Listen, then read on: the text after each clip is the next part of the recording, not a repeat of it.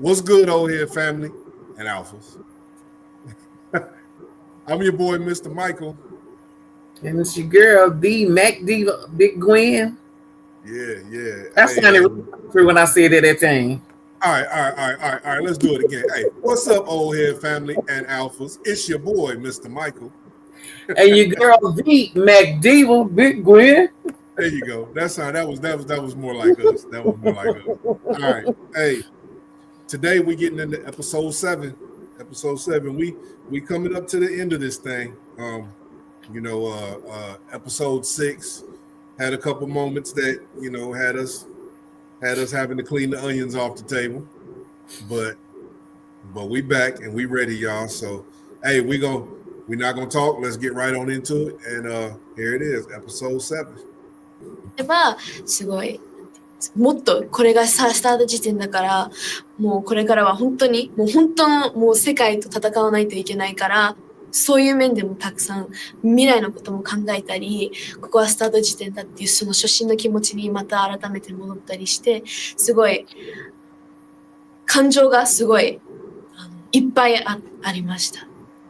私はまず女性の強さをまず世界人々に届けてその女性がどれだけ強いのかも、音楽でも自分が人々にその言葉でもその行動でもそのインスピレーションを与えてその女性の強さを伝えられるその素晴らしい存在にもなりたいしじゃあ今日も頑張ろうっていうその力になれるようなその音楽を届けたいしそういう存在にもなりたいギャラクシーの音楽で、世界の人々に絶対にインスピレーションを与えたいっていう夢があります。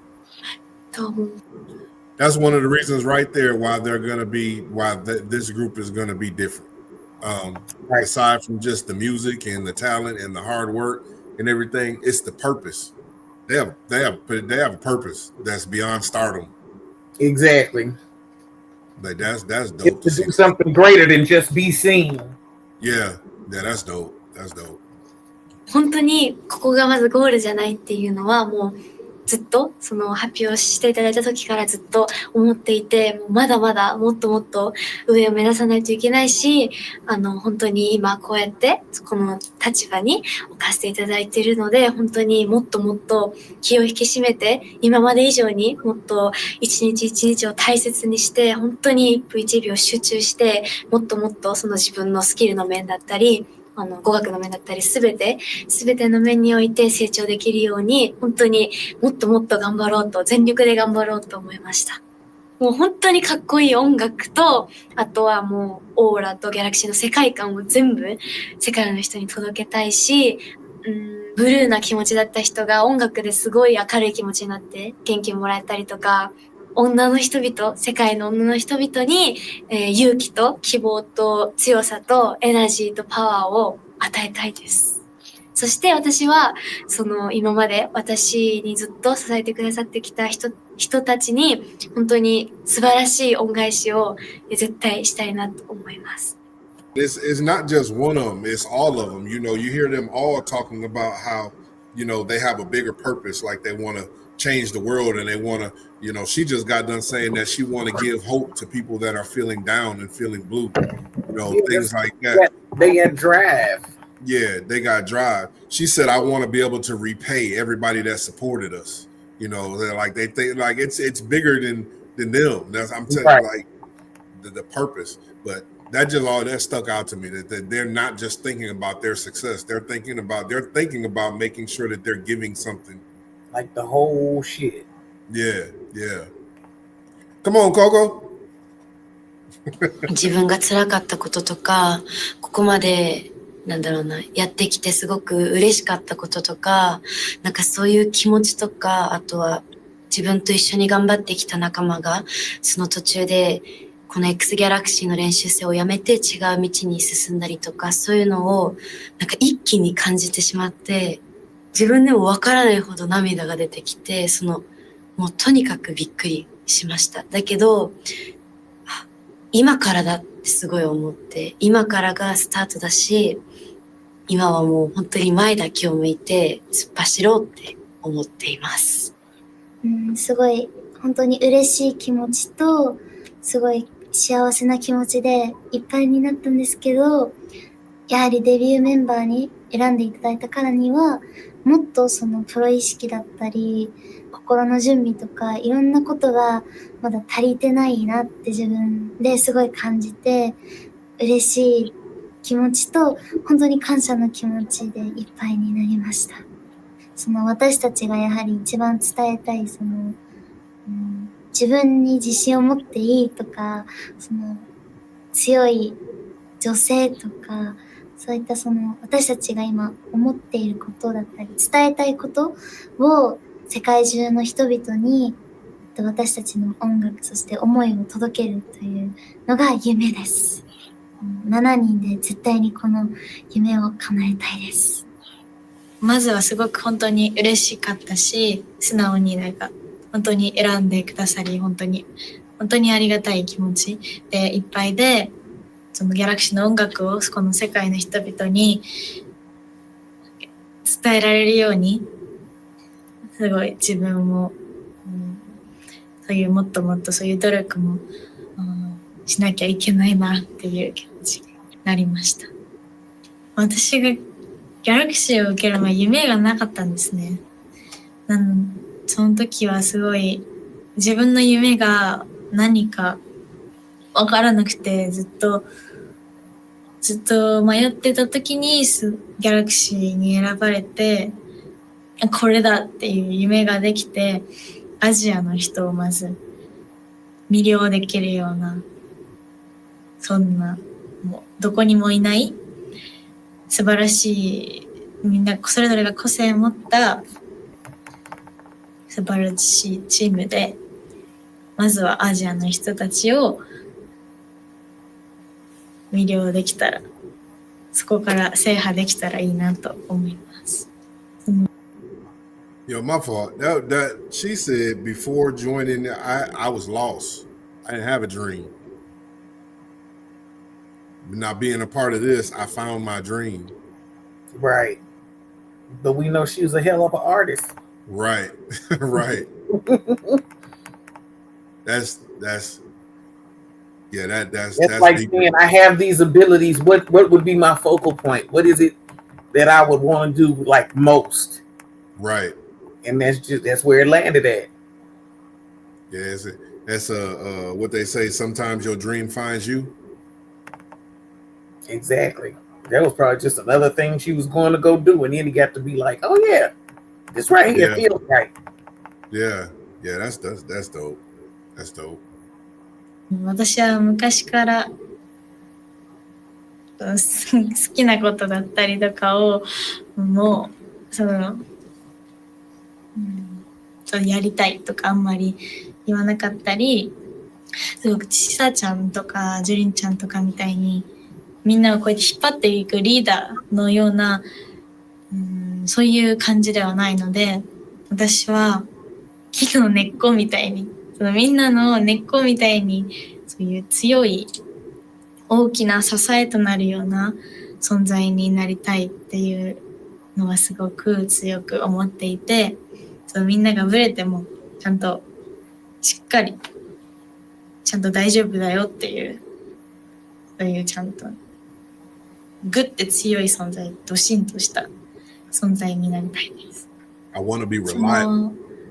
今まで一番最初は本当に15人とかもっと多い人数でやってきて、そこから10人になったり8人になったりして、その8人になってからその約1年間くらい、その本当にもう8人でその夢が叶えられたらいいって思えるくらいのそのみんなとの関係になってきて、選ばれるっていうことに対しての心配も本当にたくさんあってっていう気持ちになりました。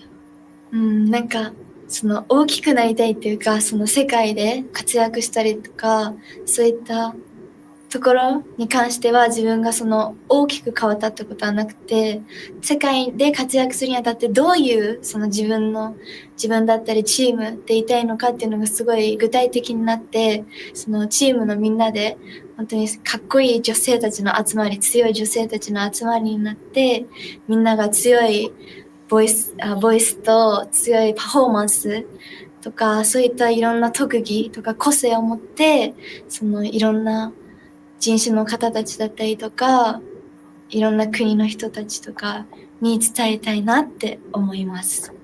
はい、私はすごいなんかその聞いた直後はリーダーの愛理ちゃんとかが今回は一緒に頑張ることができないって初めて聞いた時はすごい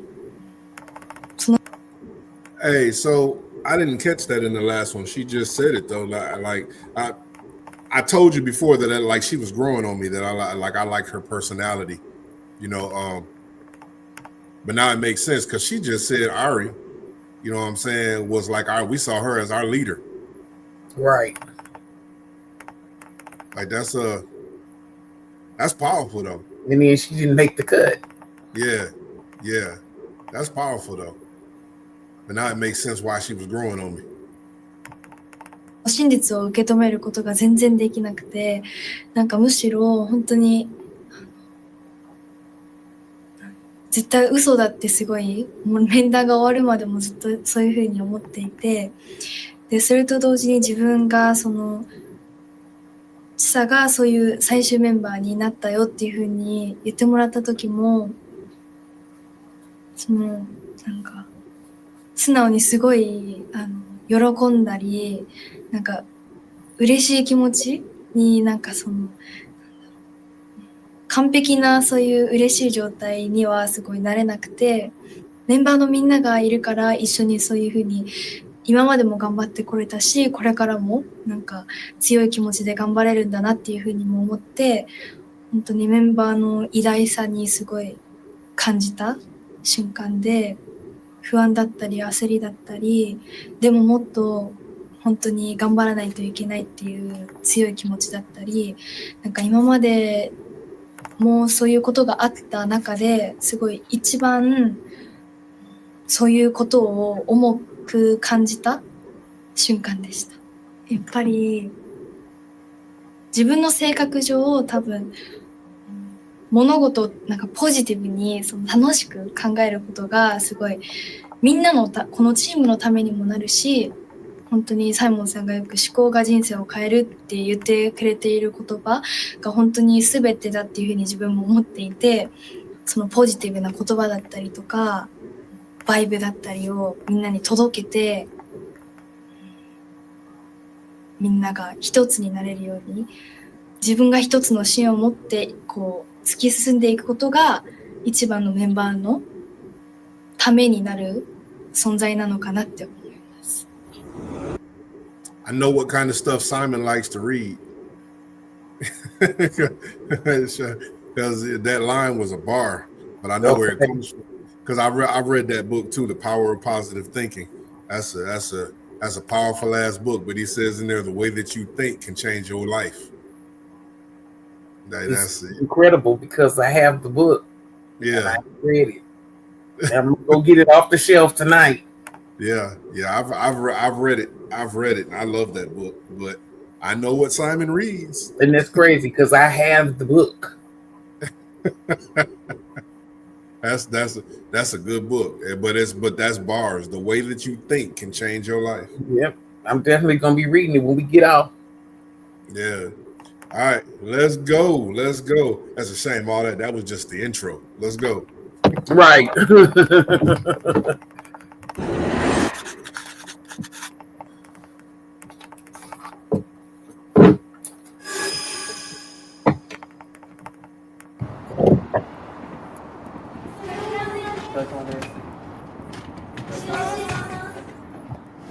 みんなもそうだったと思うけど、僕たちは本当にこの最近まで8名で絶対来るという気持ちで、やってたから、もちろん、ね、メンバーがまだ決まってないところでもさ、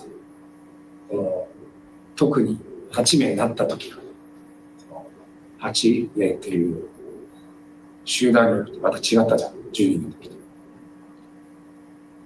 みんなはみんなで、ここではこれから7名でより愛理の分までみんなで力を合わせて8名の時よりもちろん何があってもできるような強い集団にしていきましょう。はい。これから7名になってからの、リーダーはジュリーです。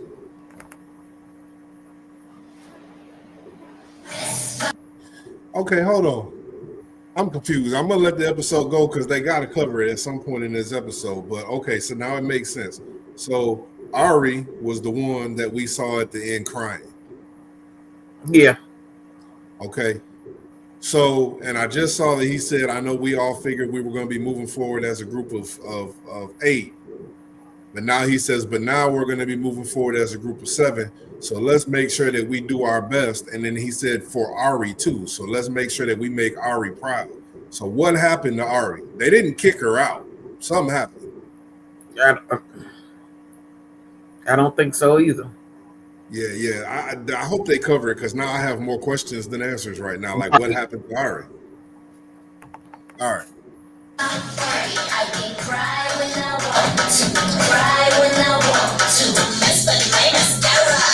This my party. I can cry when I want to, cry when I want to. That's my mascara.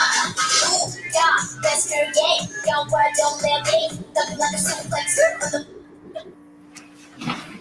最近ココナに言ったことなんだけどさ、別にココナができないんだって言ってたことない。それは別に言ってもいいよね。なんだけど、それに対してココナがなんだろう。あの時に一瞬でこれはってやるのはなんか、いや違うから、それを避けてるのがいい。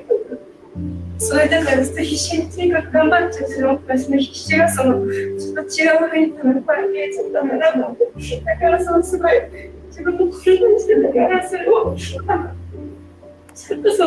指摘しまったのでどうやって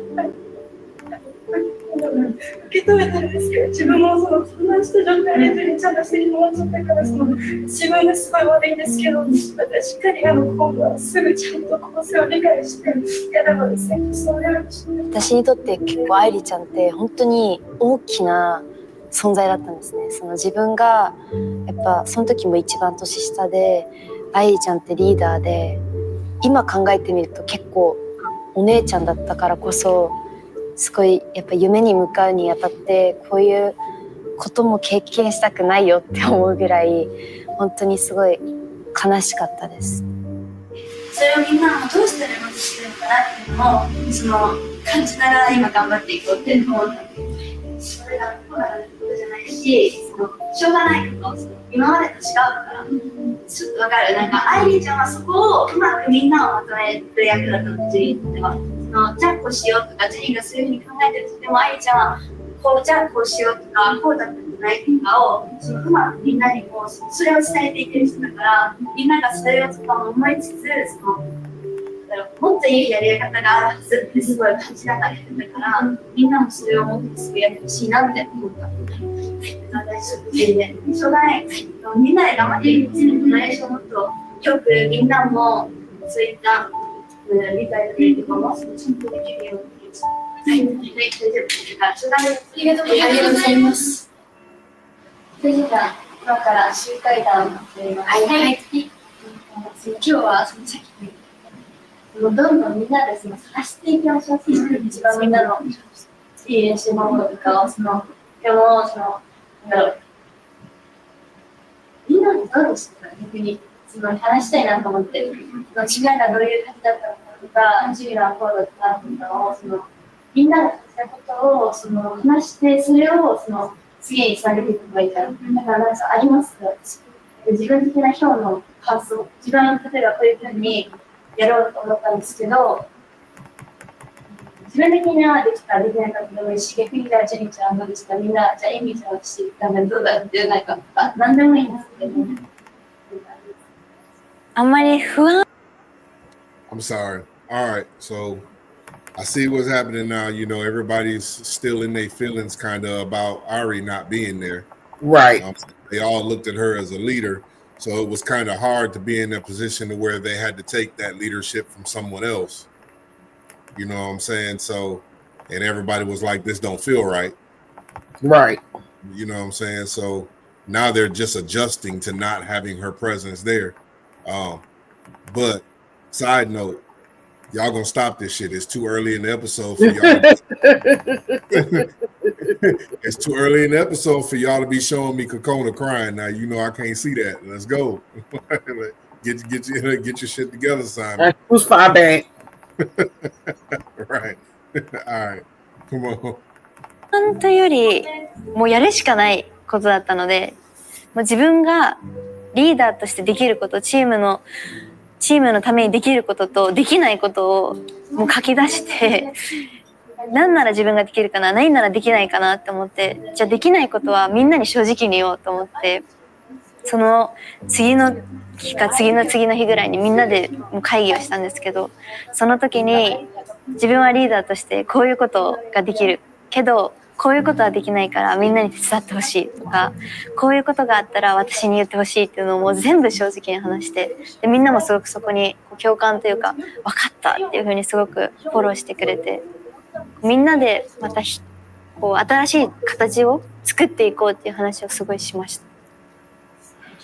分かりやすいようにその私が思ったのは、今こういう状況に置かれてて、すごいみんなも新しいいい希望を持ってる。そうですね。一人一人がすごい強くなったと思います。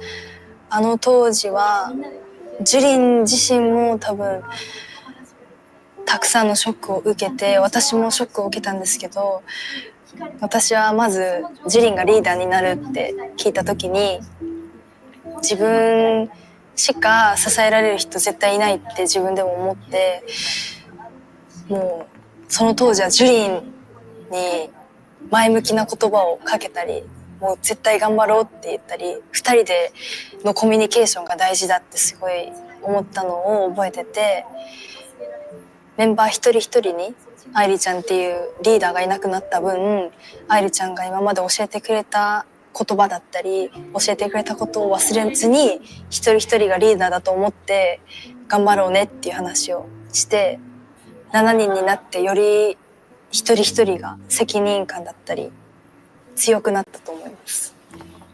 続けていきましょう。で、継続は力なりだから、その言葉をずっと思ってるんですけど、今この7人になってみんながこうしようこうしようって頑張ってやってることをずっと続けて、ずっと考えて、は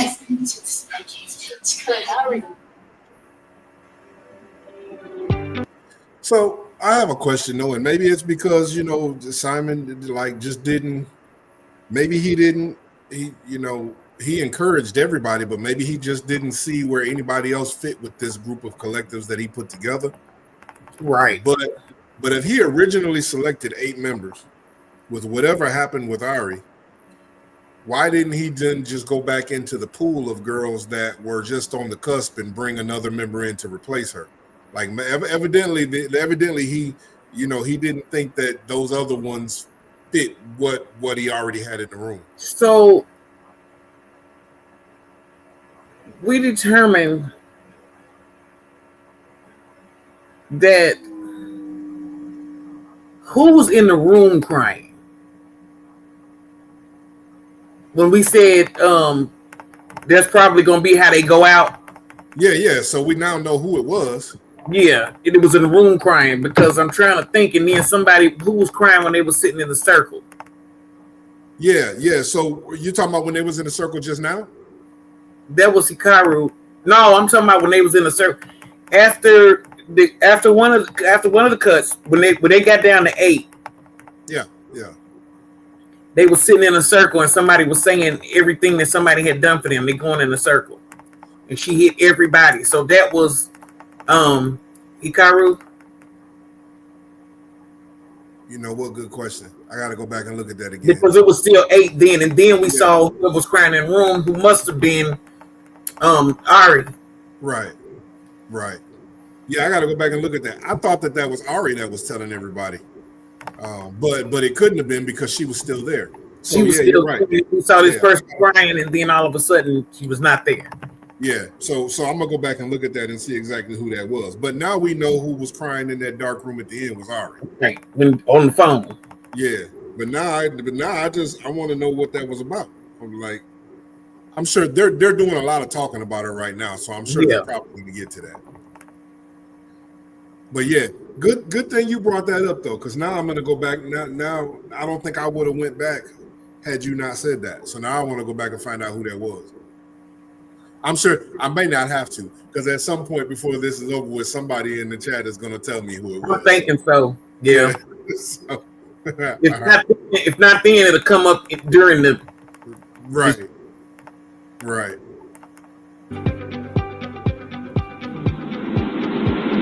ケンちゃん、今日はこのドームで、もっとやらせて置いてあげよう。持って歌うときに喉がきついとか歌いにくいとかそういうのは大丈夫です。今の話がちょうどいい意味での位置を出した。どっちかっていうと、この歌も含めてアレンジのライブのアレンジだと最初は元気だけど見せない。プリーコーラスはきっと元気。サビ、元気。分かった？そういうライブでやったらいい。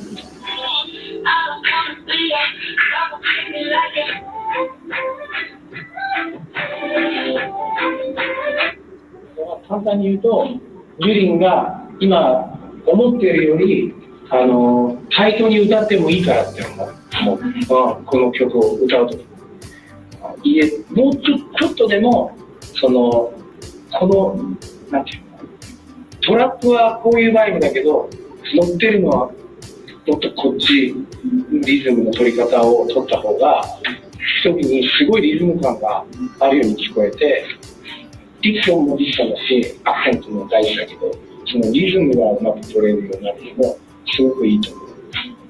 プットは最初は意識すればいいから息をもうちょっと下まで吸い込んでってなる感じで「けどはわせがならなかった」ここでってためるここにって感じ、今やらなくていいからそれもなんかこんなのやらないでよ。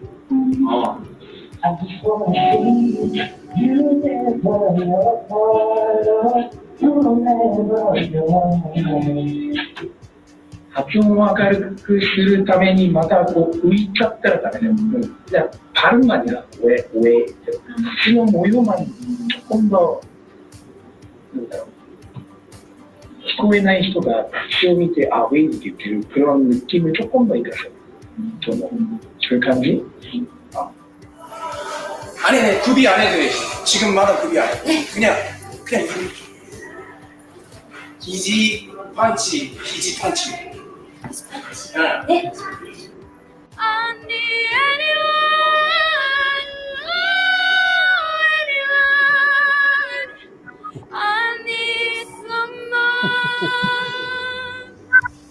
똑같아. 헤드도 고큐야. 大人になってくる中で、そういうモチベーションにつなげるような大事な時期でもあるから、頑張れる思考につなげてワクワクできる人がで、何でもこのちっちゃいのでも感じれる人に育ってほしいんだね。That's dope. 여기서 압력이 이렇게 올라간대요. 오각막가 좋은 밸런스 얘기하는 거야. 이렇게 올라가면 명치 있지. 여기서는 맞대 이런 거예요. 이런 느낌이야. Hey, that's dope. He's teaching them techniques. He's teaching them dance. He's teaching them all that kind of stuff. But in the midst of all that, he's teaching them life lessons too. Philosophy. You know philosophy. He says, as you become an adult, I want you to learn how to appreciate even the small things, to be able to find joy. You know what I'm saying? That shit is dope. That's dope. That's dope.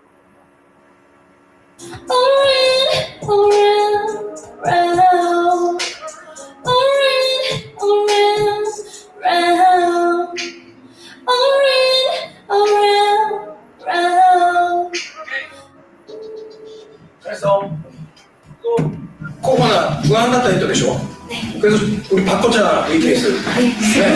봐봐.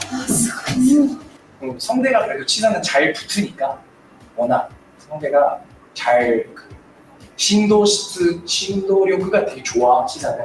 근데 그거는 뭐 그 신도리스가 좋지 않아도 매력이 있는 거야. 그 허스키한 것도 매력이 있기 때문에. 치사는 그 반대로 좀 더 신도력, 세스조크력가 되게 좋아. 그래서 아마 내가 오해하는 걸 수도 있어. 근데 어쨌든 보카에 대한 데모 치사는 되기를だけ그 소리를 낸다라는概念을 최대한 치사다からこそ더 없애야 돼. あといざとして本気のレコーディングになった時にさ、そのまあこんなマイクがあってこんなのがあって緊張はするかもしれないけど、普段これでレコーディングをしている人って多分よりもうちょっとできてる。絶対ある。これやろう。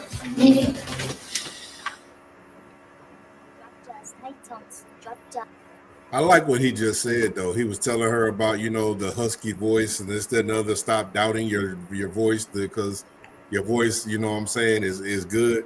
But he said, and I could be basically he's saying I could be hearing it wrong. Maybe it's not perfect. You know what I'm saying? But it's you. Like your Chisa. Don't be afraid. Like that's your sound. You know, lean into it. You know what I'm saying? That's dope. I didn't say it. I'm becoming enamored with him enough. I really like this dude. I really like this dude. Tight tongues in the loosens. Drop jaws, tight tongues in the loosens. Drop jaws, drop jaws, drop jaws, tight tongues in the loosens. Got pushed out of queen, I'm in true sense.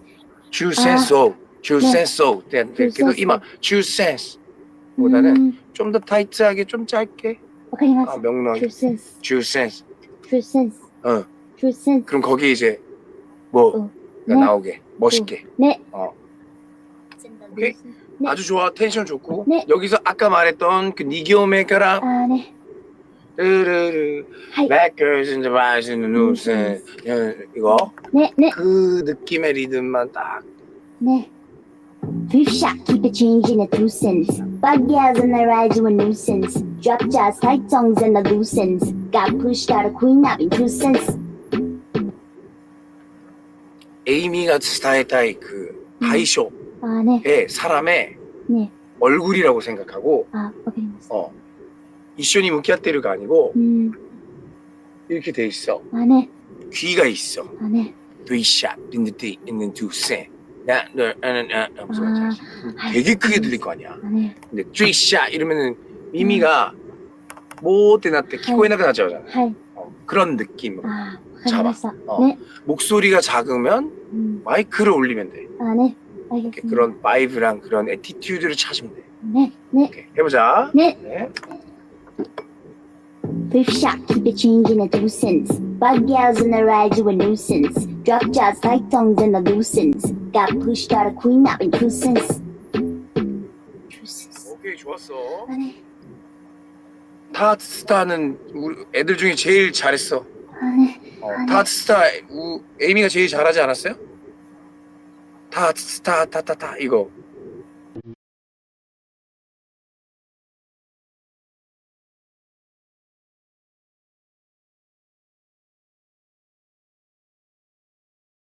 小さい時は、でもすごい人見知りをする子で、やっぱりすっごい恥ずかしくって、もう声をかけるのもそうだし、なんかどんな自分でいたらいいんだろうっていう恥ずかしさがすごいあったので、自分からあまり声をかけることはなくって、小学校の入学式とかもずっと一人でいたりしていました。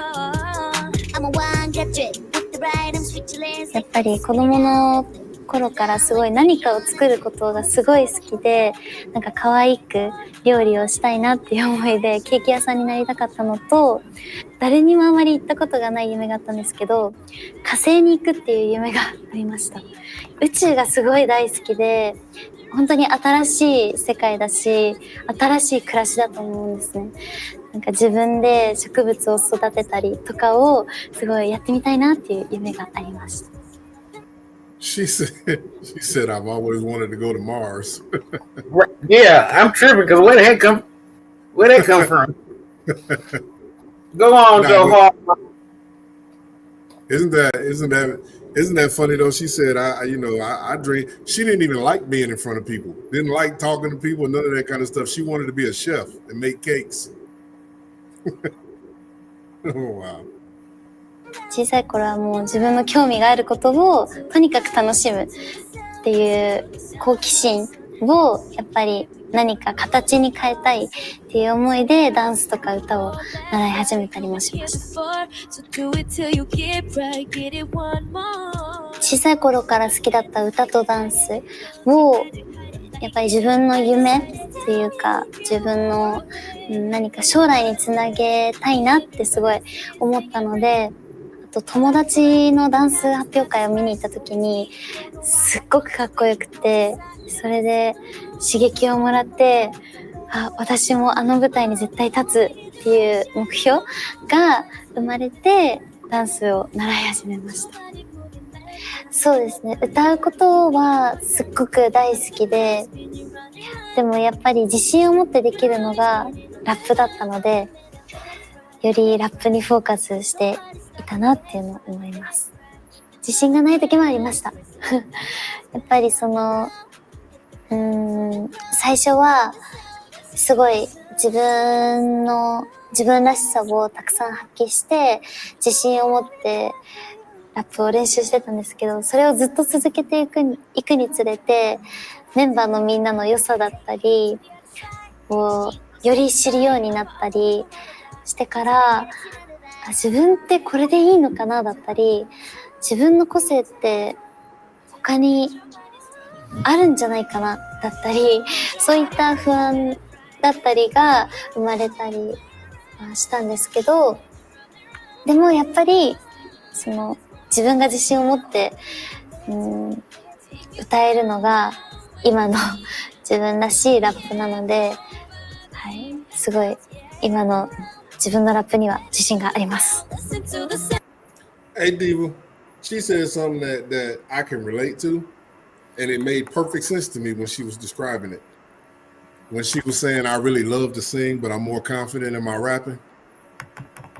Especially for somebody who in the beginning didn't like being in front of people, didn't like crowds, didn't like all that other kind of stuff. You know what I'm saying? Because that was my thing. You know my history and stuff like that, and you know that I rap. But you know that I sing too. Even though I be playing a lot. You know what I'm saying? But I sing too. But even back in the day when I was breaking, in and stuff like that, everybody, said you should mix the two together. And there was a lot of people that said that you should sing more than you rap. My thing was, though, I can never really get myself to venture into the singing fully because in my perspective back then, I was good at rapping. So I was like, hey, if I'm rapping and I mess up on stage, I was quick enough to be able to fix it, to be able to adjust words and to be able to get back into the flow. Nobody knows when you rapping, nobody knows you messed up except you. Exactly. You know what I'm saying? But if I'm singing and that voice crack, everybody hear it. Everybody be like, hey, get Yeah. So it was always that for me too. It was like, yeah, I can sing, but it was always the fear of, but what if I mess up? If I mess up rapping, I can cover that. You know what I'm saying? So I never actually. The only time you have a problem with rapping if you mess up is if you done wrote some shit that you knew was tricky when you did it. Because I've done it. I knew it was tricky.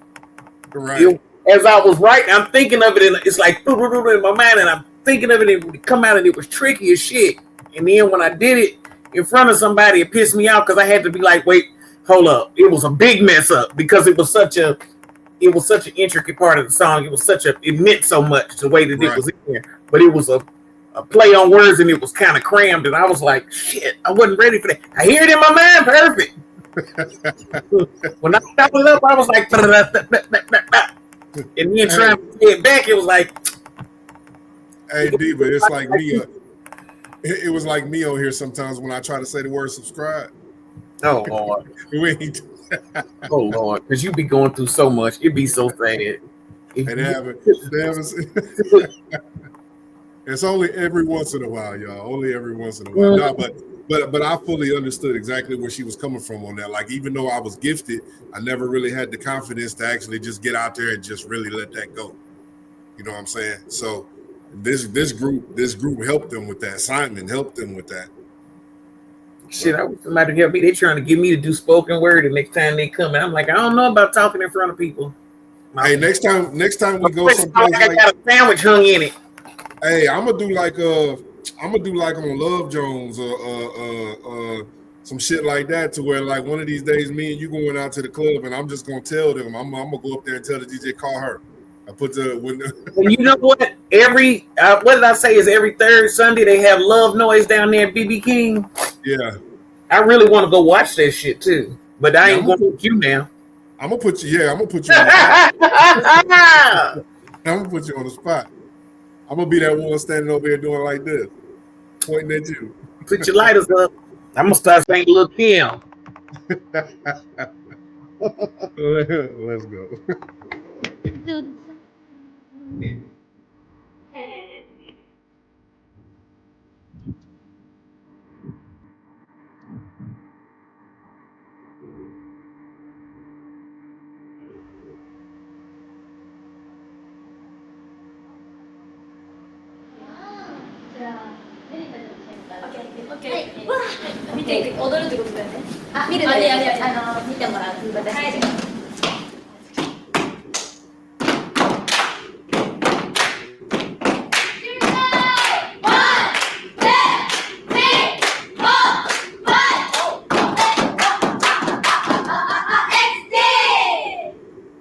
No, they ain't stomping the yard over there.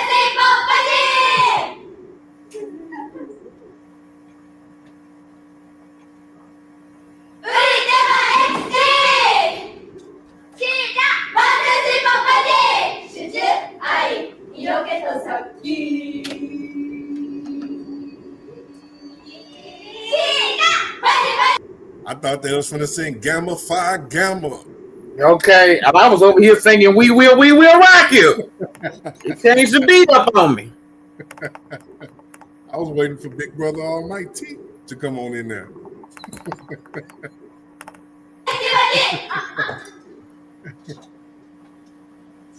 Okay.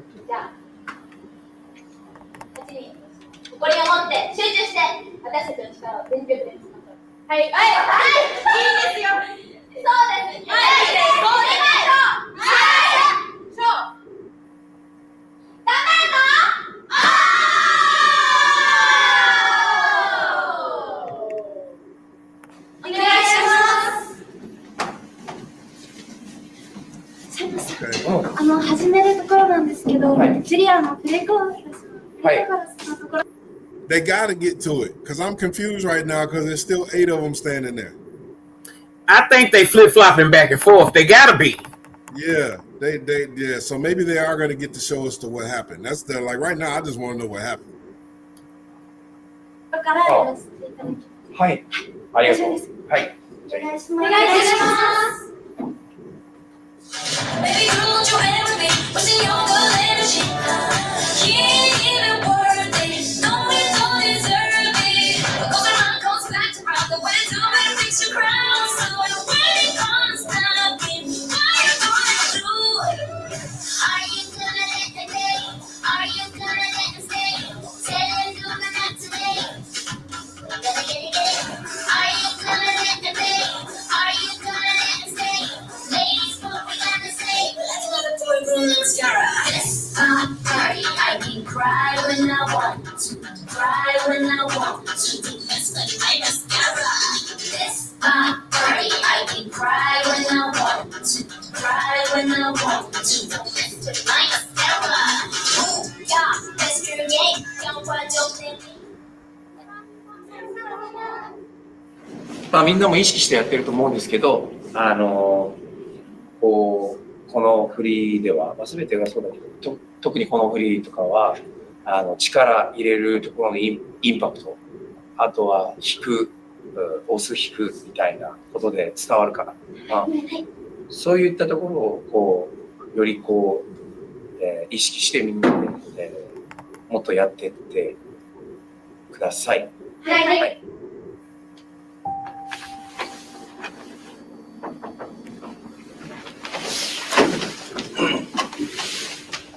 失礼いたします。お疲れ様でおす。疲れ様です。どうぞ。失礼いたします。失礼します。今年約1年間、ギャラクシーの一発目のデビューメンバーとかを本当に慎重に考えて、あゆは今回の一発目のメンバーには、デビュー、できないという結果になりました。Yo, so he did put her out. So that would be when she went and started crying, I guess. I'm a guess. Yo. All right. Well, I gotta take that one in. I'm kind of mad at him right now. Yeah, because they didn't show that last time, but we knew something was gonna happen. Yeah. Yo, all right. So I've been wrong this whole episode. 本当に頑張ったよ。あと、去年の12月のデビュー候補生の結果発表以降、本当に愛理は献身的にこのチームで誰よりもこの絆を引っ張ってきたし、リードしてきて、あと愛理自身もすごいスキル的にも人間的にもすごい成長したことをそばで一緒に共に成長できたことはすごくよく頑張ったって言いたいし、これで終わりじゃないから。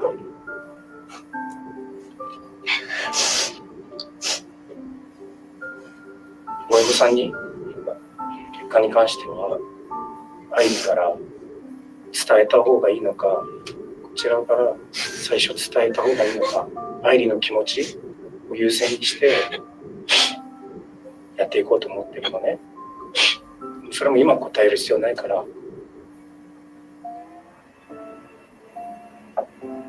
後でその部分を教えて。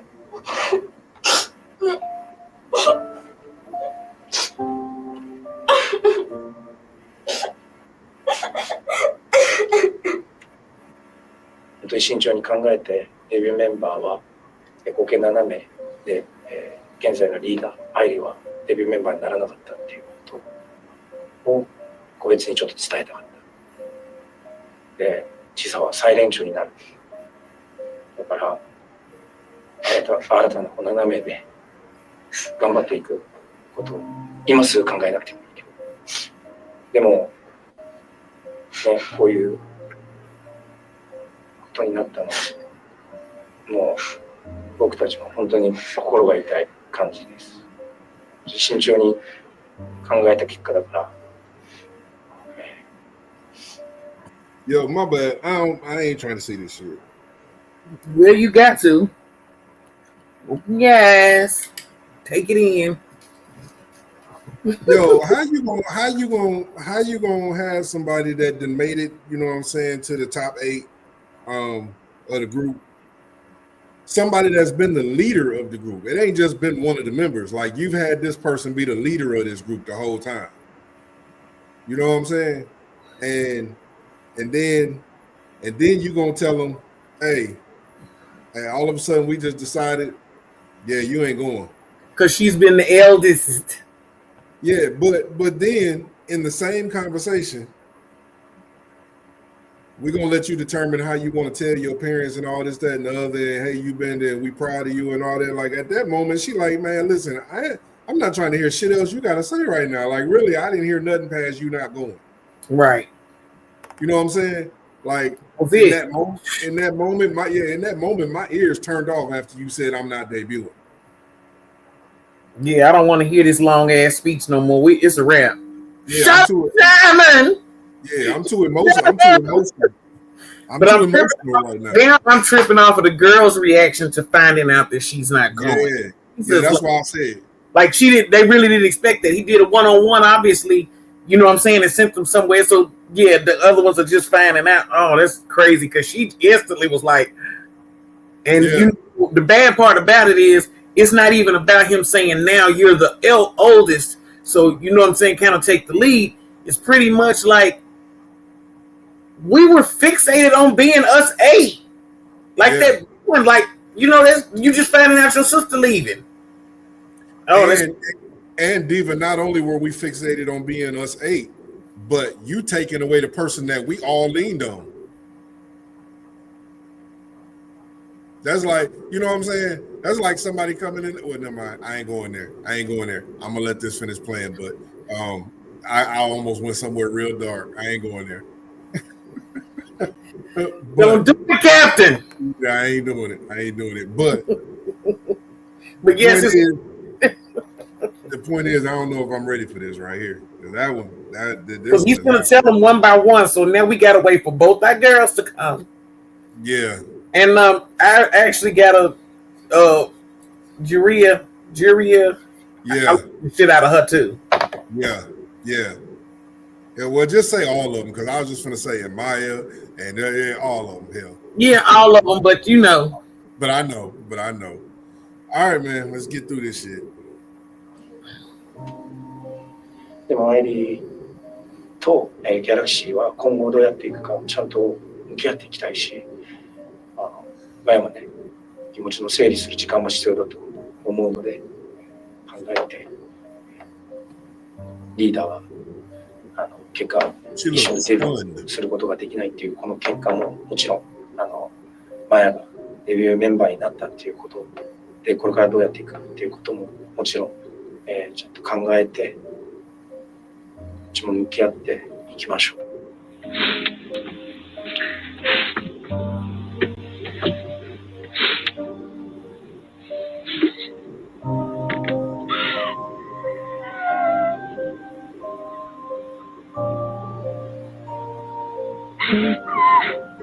And there go that fucking piano again.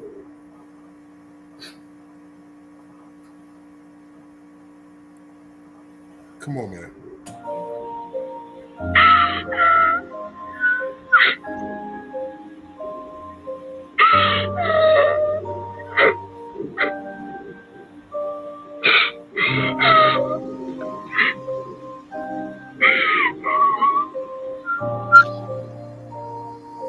今チームメンバーが合計7名で、アイリはデビュー今回の一発目のデビューできないことに決定しました。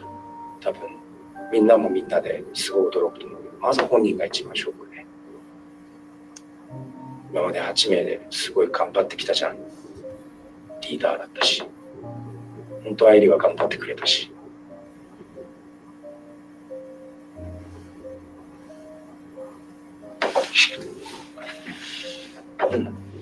まあ X ギャラクシーとしてもアイリとこれからどうやっていくか、さよならとかじゃなくて、ちゃんと慎重に向き合ってケアしていくつもりでいます。最善尽くしています。ジュリアも大変驚くと思うけど、こういう結果なのでちょっと気持ちの整理してアイリもあと自分がここからデビューするんだっていうことをどっちも気持ちの整理して向き合ってさらに頑張っていきましょう。はい。アイリとはギャラクシーとしてのこれから別れるとかじゃなくて、ちゃんとアイリとじゃあ今後どうやっていくかって慎重に向き合っていくから、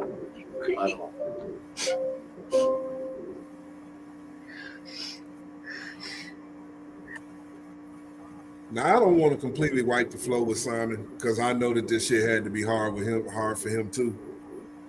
Of course. Like he probably took it harder than all of them. He just has to be the strength of the whole. But bro.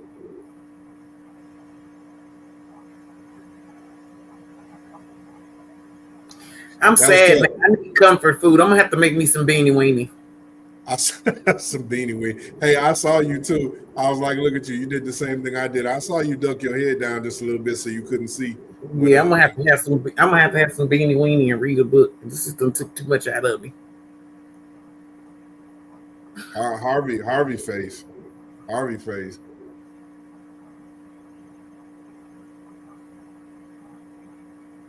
I ain't tripping because Maya was the only one that sat there and took it and then just went to the room and shut the door.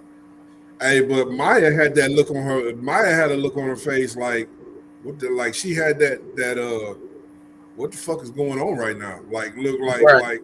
Are you serious? Like, yeah, that man. All right, I got it together enough to let. All right, let's push through. Don't play that piano no damn more. Take it off.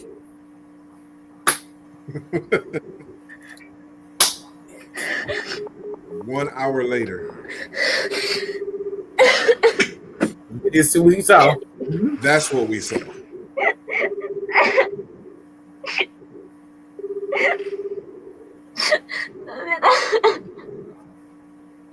ダメだった。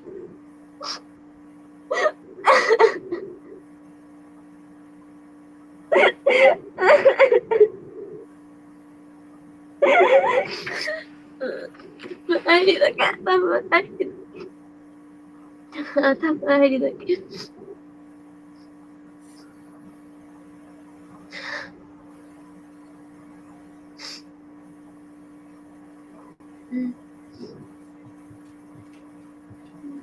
けど多分アイリだけど。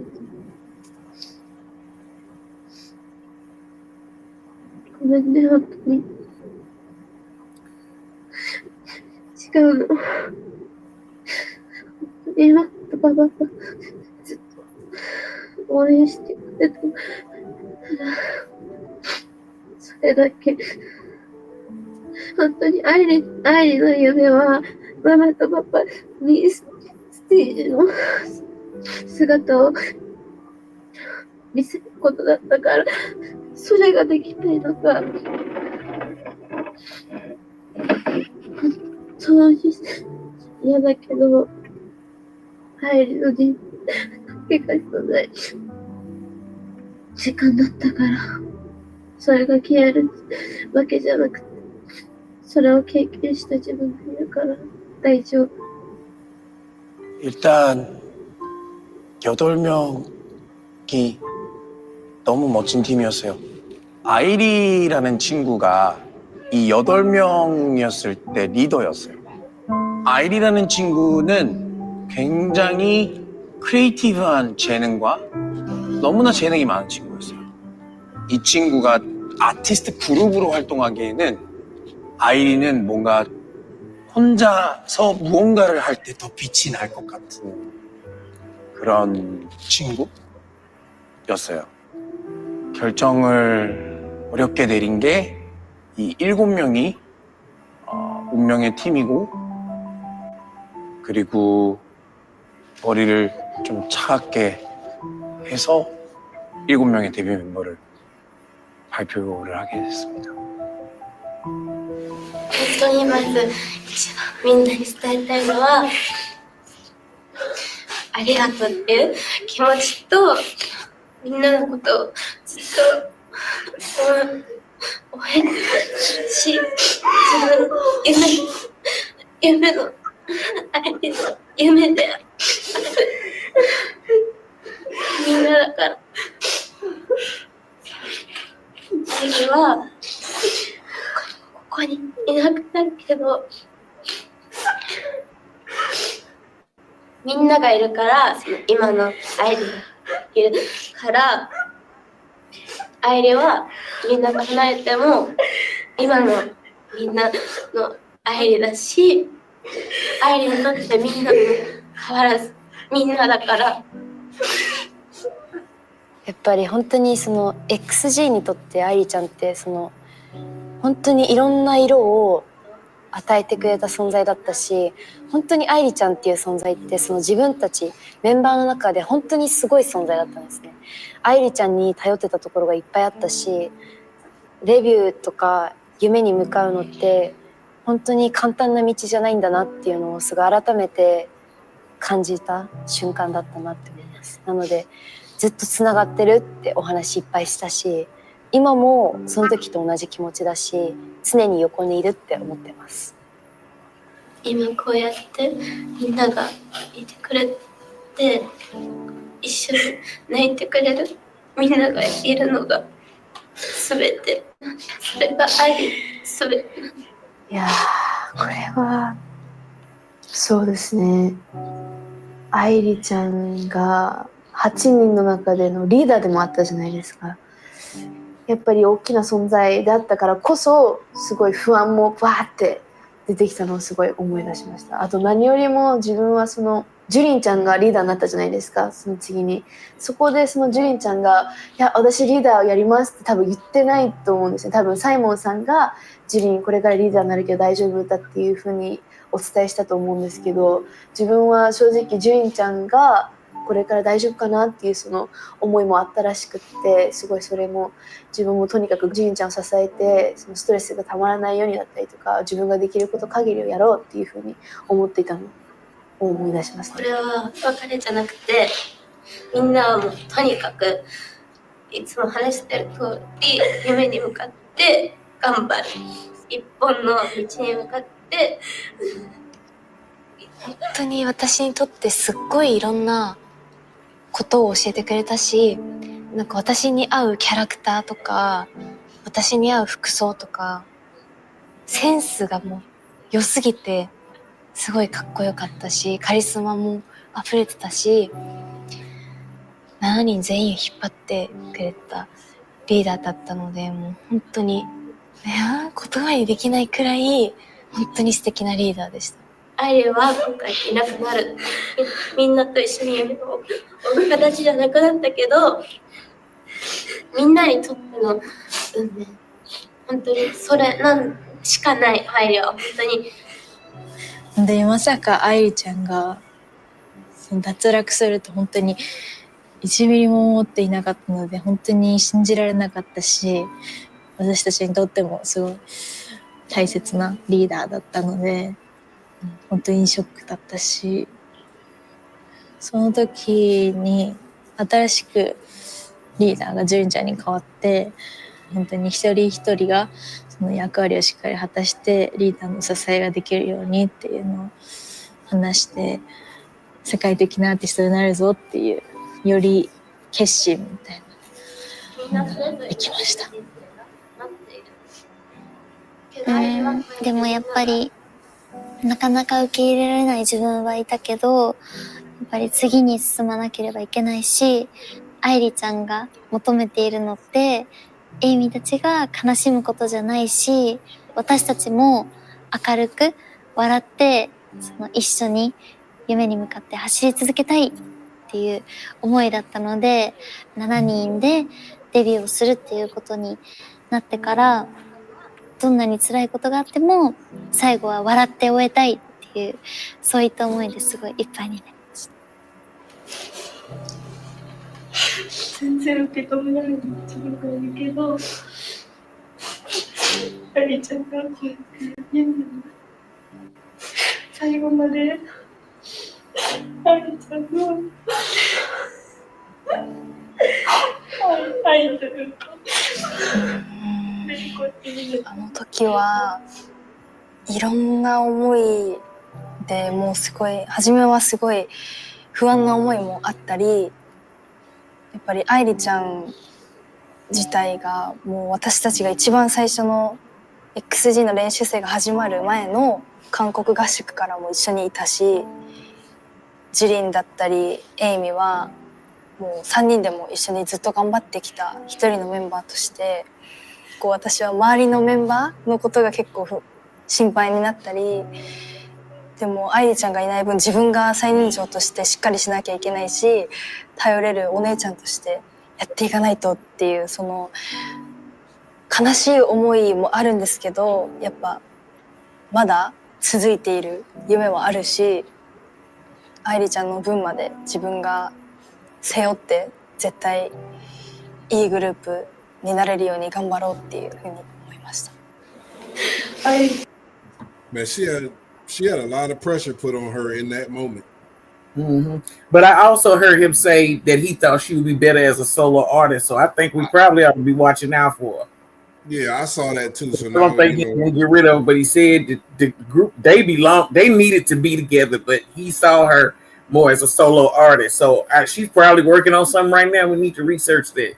Yeah, and that made me understand his decision a little bit more because I was kind of mad at first, but I understand it. She's just got that creativity and she can shine better on her own. But then you also got to think about the chemistry of the group, too. You got to think about, okay, if she stood out that much, right? Then would it have been a position to where like what we talked about earlier on, where sometimes you outshine the rest of the group, you know what I'm saying? Like when the shit starts hitting the fan. But she had a strength and everything about her, and that's why they all leaned on her. So it's gonna make the group tighter that she's not there because who they consider the leader is gone now. But I think he got something going on with her, man. She going to do some shit by herself. Yeah, we definitely. I got to find that out and find out, where's what happened to her since then. Because you got to remember, even at the point of us watching this documentary, it's 3 years old now. Right. You know what I mean. So I got to find out what's happened with her. I'm sure somebody in the chat will tell us, how we can find out more about her solo endeavors. But yeah, I understand it now because he had me in my feelings there for a minute. But okay, I'll give you a break, son.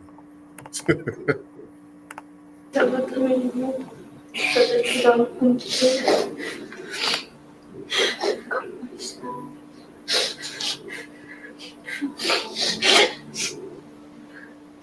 エリちゃんがこの走りを私のリーダーとして長い間引っ張ってくれて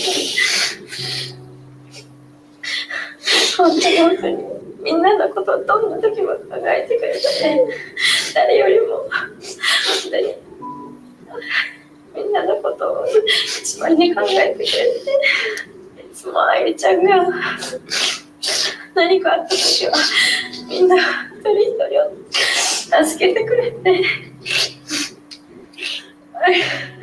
愛理ちゃんとにも絶対に夢をみんなで叶えて誰よりもかっこいいアーティストになって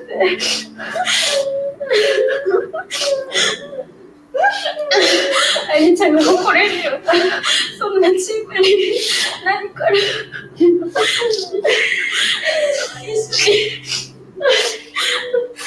愛理ちゃんの人がずっと8年で守って本当にありがとう離れない最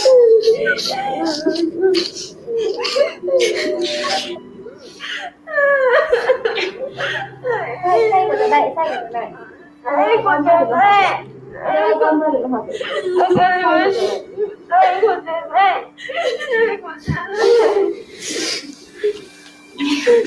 どんなことがあってもこのメンバーを思いやる気持ちを忘れないそしてみんな一人じゃない何があっても一人じゃない何かあったら一人で頑張らないでみんなで頑張る、はい絶対何があっても負けない、世の中が何を言っても何をしてもこんなに強いものはないから自信を持って自分たちに一人に自信を持ってこの7人8人に自信を持って頑張っていこう、はい、で何よりもサイモンさんとスタッフさんたちに感謝の気持ちを絶対に忘れない、はい、でメンバーへの感謝の気持ちを絶対忘れない、はい、で何よりも自分の夢を叶えるっていう思いの強さを忘れない、はい、Even in her departure, she is strong enough to say, well, first of all, damn, my brain froze. Even when at the end she was strong enough to say, no matter what the world says, there is nothing stronger than us. Right. That was some deep shit. I had to read because I had to turn it down. I couldn't take no more crying. Yeah. That was getting me too. That was getting me too. I was about to turn off the lights in here so y'all couldn't see me. Okay, that's why I just said let me turn this down a little bit. That was tearing my nerve up. As a mother, when she called her parents, I was done. It was a wrap for me then. Yeah, and you know the part that got me, you know, you saying as a mother and me as a father, hearing her say, "I'm sorry that basically that I let y'all down, that I wanted so much to be able to do this for y'all, and this, that, and the other." That was crazy because you know, motherfucker. Like I said, my kids they call me and they grown as fuck, way older than these kids. If that phone rang at 10 o'clock at night, I automatically start putting my shoes on. Like, what I gotta do? Yeah. Where you at? What's wrong? Ain't nothing wrong. Okay, call here at a decent hour then. Do that shit. Yeah, bro. Immediately when you get the call it, they already crying. It's like, nah, somebody finna get fucked up. Yeah. All right, we're almost done. Let's.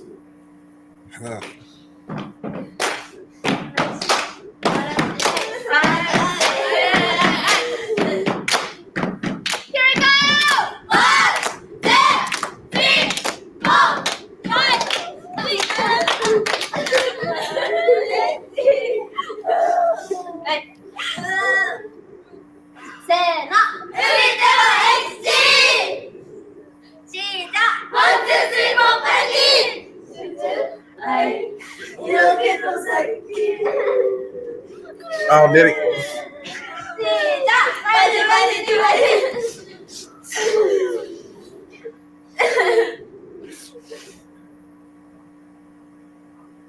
兄弟で話したいな。兄弟でなんかじゃあもうラフにいつもが普通の普通のいつものいつものでちょっと私から話があるんですけど、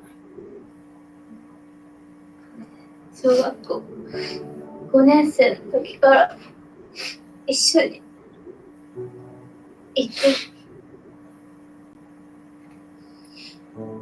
今のアイリーがいるのはジュリンがいるからで、今のジュリンがいるのもアイリーだっていうのをもう心から自信を持って確信を持って言える。ジュリンはこれからリーダーとしてみんなを引っ張っていく上で、もしかしたらジュリンにはすごい乗り越えなくちゃいけないことを持っているし、もっと強くなっていかなくちゃいけないことが待っているっていうのも分かってるから、何があっても強いジュリンがいるっていうのを知ってるから心配はしないし、悲しい瞬間が来るのは当たり前。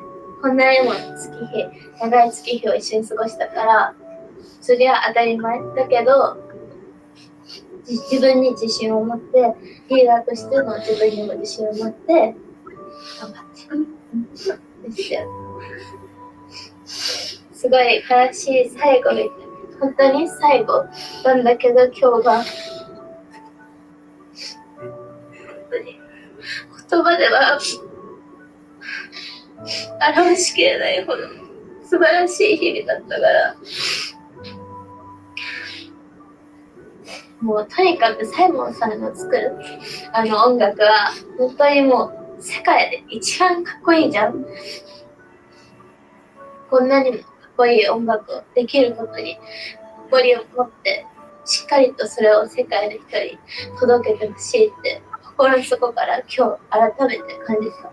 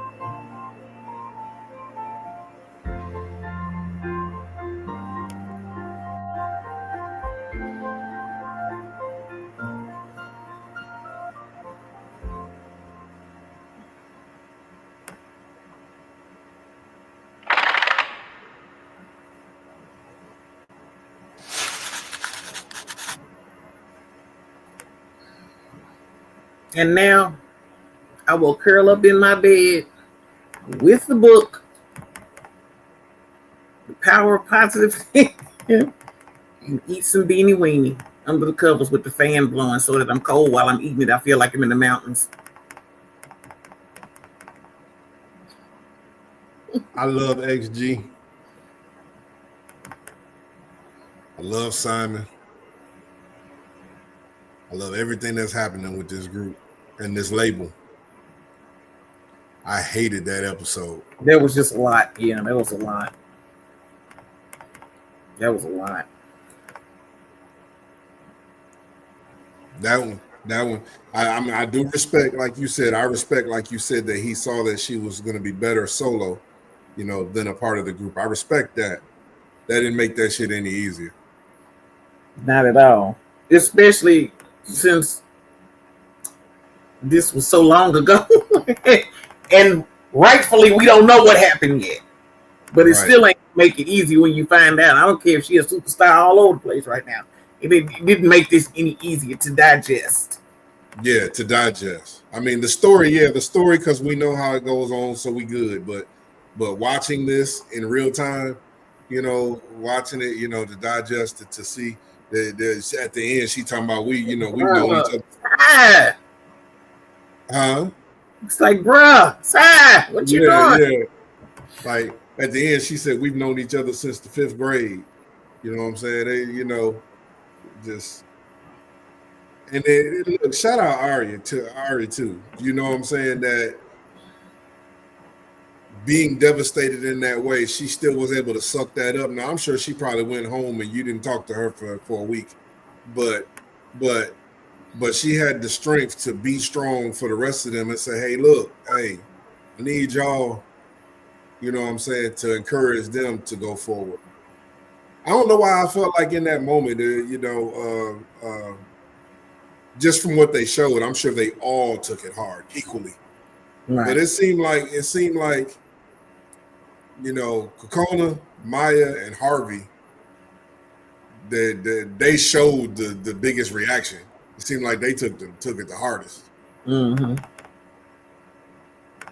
Just from what we saw, I'm sure they all took it equally as hard. Anyway, I didn't like that episode. Yeah, Cheese wasn't good with that either, though. Yeah, that's true. That's true. Yeah, they all listen. Y'all, thank y'all for going on the journey for this one. I can tell y'all, I know y'all done seen all this, and y'all been warning us, and y'all knew this shit was coming, and you let us walk right into it. Thank you, y'all.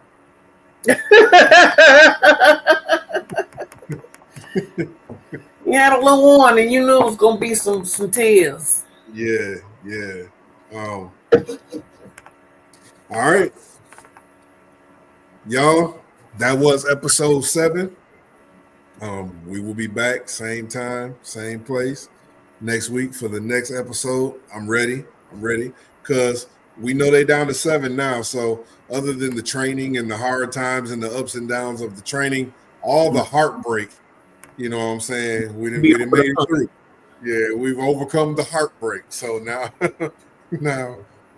we just get a chance to watch the journey now. So we appreciate y'all. Thank you for joining us. Please like if you like the video or if you like the interaction. I want to say thank you to all of you who continue to, send us the super thanks and support the channel. If you would like to continue to do so, as I've said once before, all you got to do is tap that thanks button at the bottom of any of our videos or at the bottom of this one.